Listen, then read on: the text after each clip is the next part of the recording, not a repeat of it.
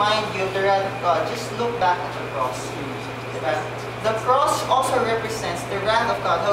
How much God hates sin, brothers and sisters. In the cross, God threw away all His anger towards sin. And you saw what happened to the body of Christ. Diba? Let me naman ngayon, mapanood natin the Passion of the Christ. Diba?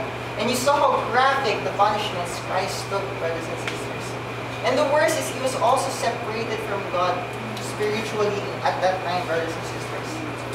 The wrath of God again comes upon His Son's disobedience. And so, if your life at the moment is characterized by sin instead of love, then brothers and sisters, ask yourself, let this be an examination of yourself. What gospel did I really receive? Did I receive the gospel so that I can be with God and so that I can spend my life with Him? Or did I receive it so that I can be free to do whatever I want in my life? So please examine yourself. And if you happen to receive the wrong gospel, let this moment be a chance for you, brothers and sisters, to accept the gospel that is, brothers and sisters, meant for you to be with God for the rest of your life. Verse 7, therefore do not become partners with them. And so if there are people, probably non-believers, or even people who claim to be believers, who tell you, okay na mag-sin, di ba? Kasi forgiven naman tayo. Ephesians verse 7 says, therefore, do not be partners with them. Do not join them in their sinfulness. So let the light of God's love shine through you, and there are 4 reminders. The first reminder is walk in love. The second reminder is walk with satisfaction. The third is walk through temptations. And the fourth is walk with glimmer. Verse 8. For at once time you were darkness, but now you are light in the Lord. Walk as children of light. For the fruit of light is found in all that is good and right and true. And try to discern what is pleasing to God. Brothers and sisters, in your walk with God as Christians, in this dark and stressful and problematic world, brothers and sisters, let the world wonder. Let the world wonder why you are still able to love. Let the world wonder why you are still satisfied in spite of all the suffering. In spite of all the suffering, let the world wonder, brothers and sisters, why you are still satisfied in the Lord, why you can still rejoice in spite of everything that's happening in your life, brothers and sisters. Let who you are, as you walk, brothers and sisters, as you walk in love, let it be a shining example of what it is, brothers and sisters, to be loved by God, to be pleased by God. And let the world see that, brothers and sisters. Let them wonder why you're able to do that, brothers and sisters. And let them find out. So take no part in the fruitful work of darkness, but instead expose them. For it is shameful to even speak of the things that they do in secret. But when anything is exposed in the light, it becomes visible. For anything that becomes visible is light. And therefore it says, awake, O sleeper, and rise from the dead, and Christ will shine on you.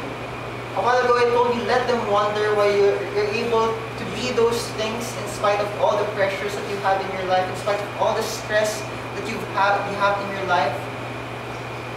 After letting them wonder, brothers and sisters, also let them know why you're able to do that. If people are telling you, come on, let's sin, okay lang yan, di ba, forgiven naman na tayo. Instead of joining them, brothers and sisters, rebuke their sins, brothers and sisters. Expose it in the light, and expose it for what it is. Or if you let people wallow in sin, if you let people linger in sin, brothers and sisters, that's not loving them. Loving them, brothers and sisters, is if you are able to rebuke the sinfulness that they do, and if you're able to expose them, brothers and sisters, to the greater pleasure of being Christ. Diba? So instead of joining them, instead of being partners with these people who will tempt you to sin, who will tempt you to live for this world, who will tempt you now, okay lang yan, problemado naman tayo, di ba? Why is it not okay to sin? Instead of letting that affect you, brothers and sisters, instead rebuke that and expose it. And tell them, brothers and sisters, that, hey, you know, I was once there as well. I was also sinful, you know, but I experienced something more pleasurable than sin. I experienced something that's more pleasurable than living for myself. And that's that's the experience of having God in my life. And that's the experience of having Jesus in my life.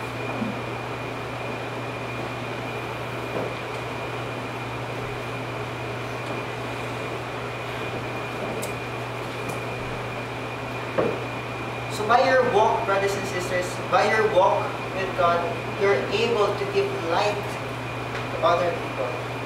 So, kanina, di ba, and si Joanna, this will be the last worship service for the SEM. Kasi next week, ano na tayo, di ba? Prayer time, di ba? Prayer time na. So, dito yung nagpunta ng SEM starter. SEM starter, dito yung tambayan. Nung sa ano, yung sa tambayan. SEM starter ng Thursday House Church. Oo. Yung may light. Diba? So, nung start ng SEM, diba? Nung SEM starter, we started this SEM with a very beautiful passage that's found in Matthew 5.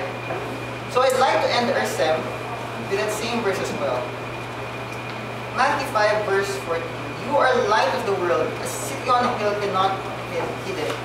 Nor do people light a lamp and put it under a basket, but on a stand, and it gives light to all in the house. In the same way, let your light shine before others, so that they may see your good works and give glory to your Father who is in heaven.